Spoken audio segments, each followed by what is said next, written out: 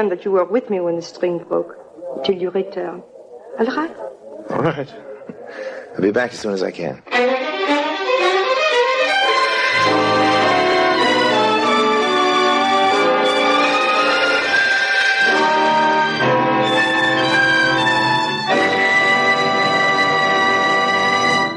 Orson Welles returns in just a moment as the third man.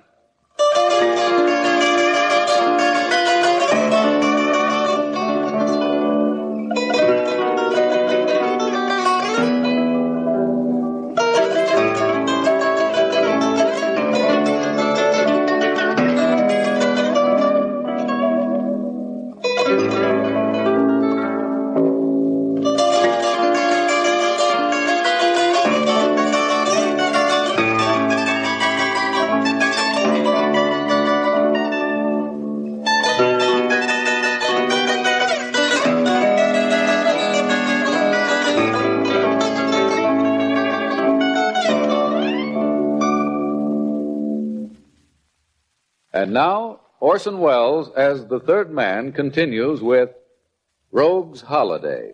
So there I was, by myself, free as the wind, with 64 pearls in my pocket.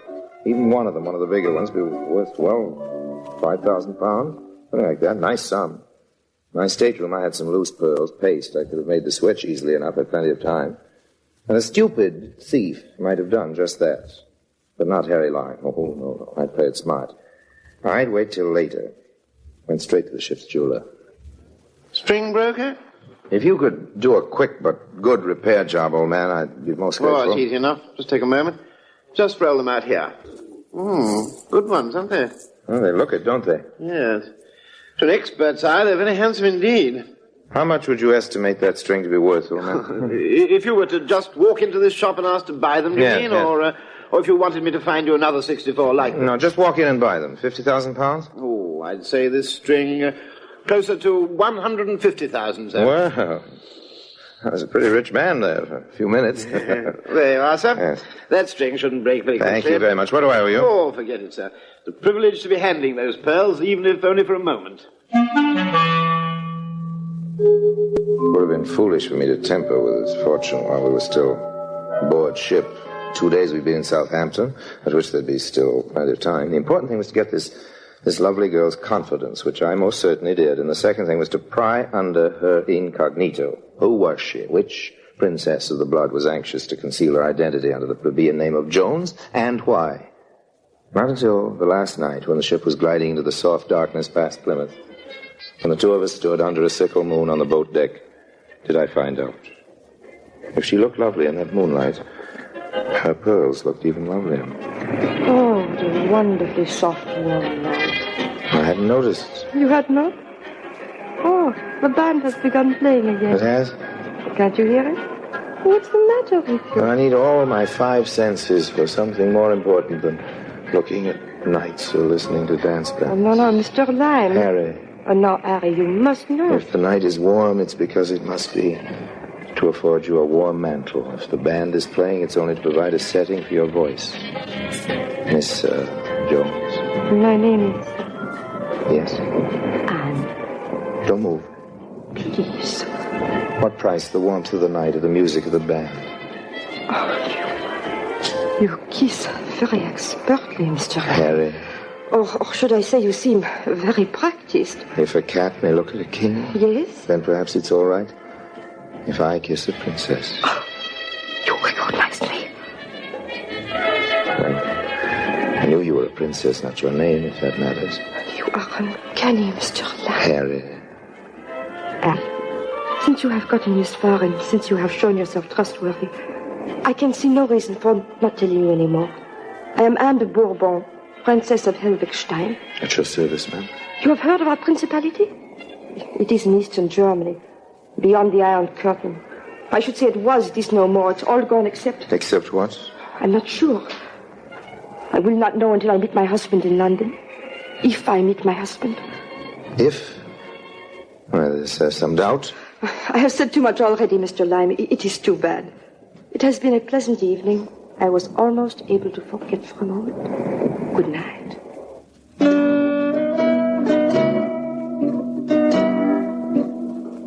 She was gone, just like that. At least I knew now who she was. Whether I'd be able to find her again in London, whether I'd frightened her away and with her my chance at that string of pearls by letting her know that I knew she was a princess, all these things I was a little nervous about.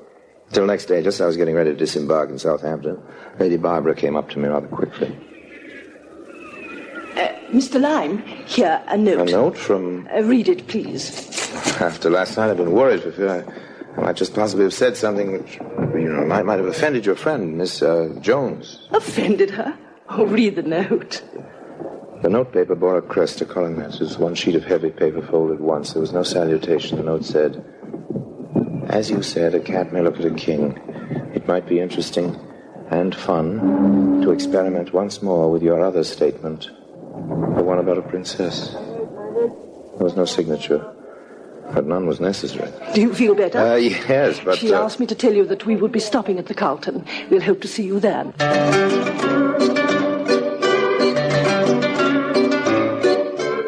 So she had arranged that we should meet again after all. And when we met again, away from the dangerous confines of an ocean liner, I proposed to relieve her lovely neck of those lovely pearls. Oh, sure, I was on a holiday and sentiment was involved, but these were factors that had to be disregarded. My scheme was foolproof. As it turned out, the scheme wasn't needed. The first time I saw her in the sitting room of her Carlton suite. Mr. Lyme. Oh. All right, Harry. Harry, you have already done me one favor. I hate to ask you, I've told you I'm at your service, Miss Jones. No, call me Anne, please. If you want me, Highness, I shall be at... No, don't leave, Barbara. Stay with us. You know the favor I have to ask of Harry anyway. I started to say anything short of murder, Harry. No, it's nothing like that. First, listen. On shipboard, you remember, I told you I was to meet my husband. If, you said. Yes, if. This is the if. Years ago, Harry, when the Red Army was driving through East Germany, we had to flee. My husband hid what was valuable that we had. Jewels, some gold plate, a pitiful collection, really, but all we had.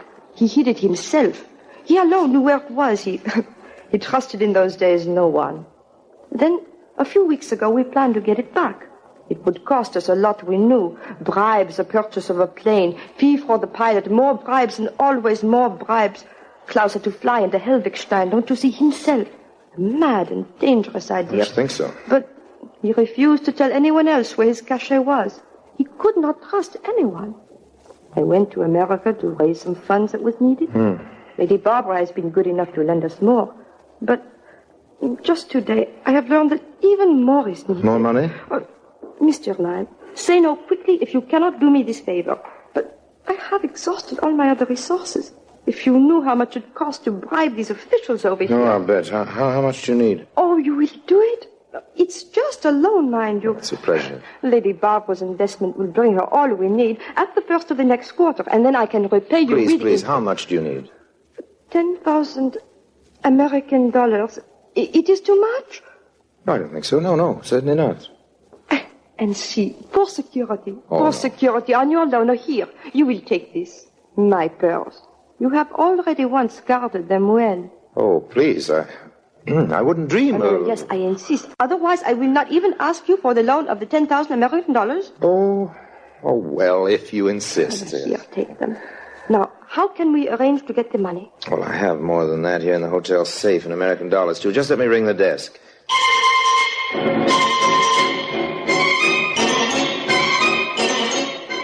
A trip downstairs in the lift, elevator to you, back up again to my room and over to hers. I handed her 10 bills. She handed me the pearls. We smiled, shook hands on the deal, and I walked out of her room with a fortune in my pocket.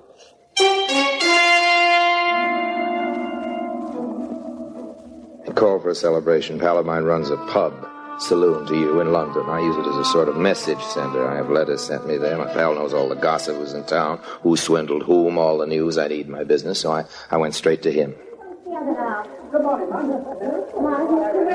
Harry, I haven't seen you for months. Afternoon, Barney. Give me a whiskey and soda, double whiskey and soda. None of your bar whiskey. There's something good. One for yourself. I'm celebrating. So am I, man. So am I. I'm celebrating your return. Well, good. How long you been in England? Just a little while. Too hot for you in the States, was it? Look, can we have a drink somewhere in private?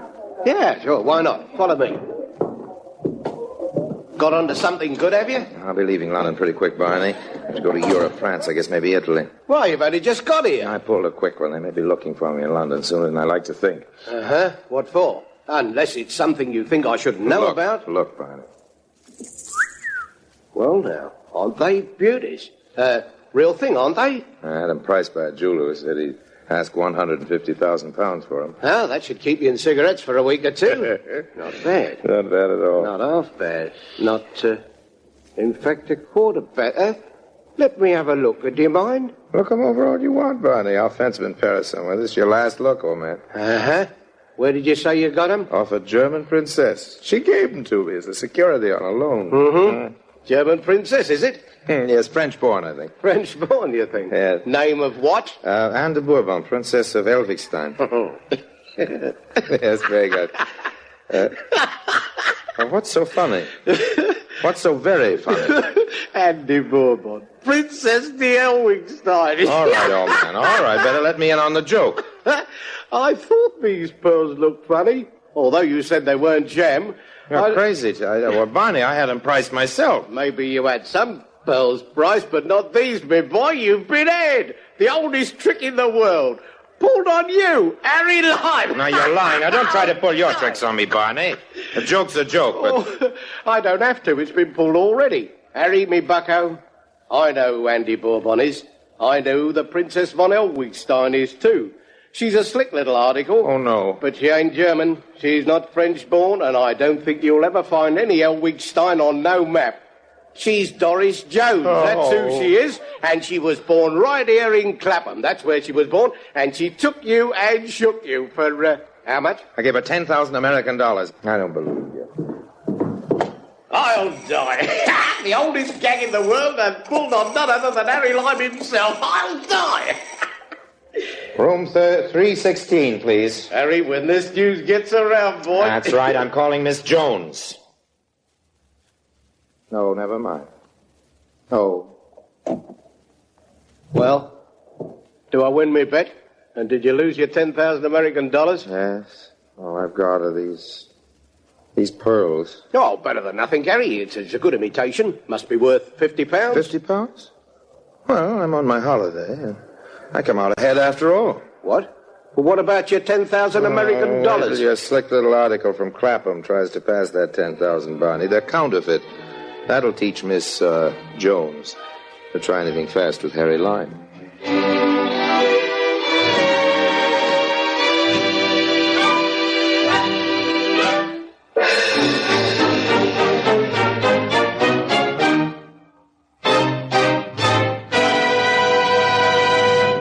Harry Lime returns in just a moment.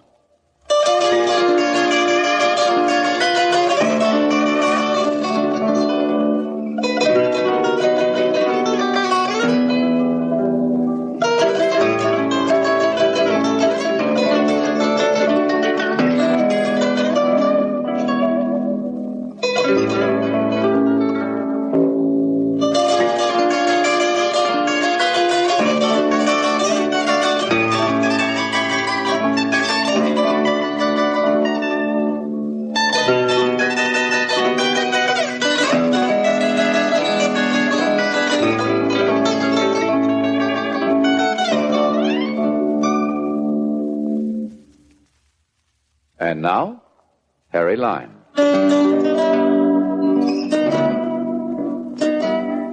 Well, it seems that Miss Jones found herself a legitimate prince, one of those exiles in Portugal, and settled down with him in Lisbon. I ran into her at Estoril a couple of seasons later. She was a real princess now.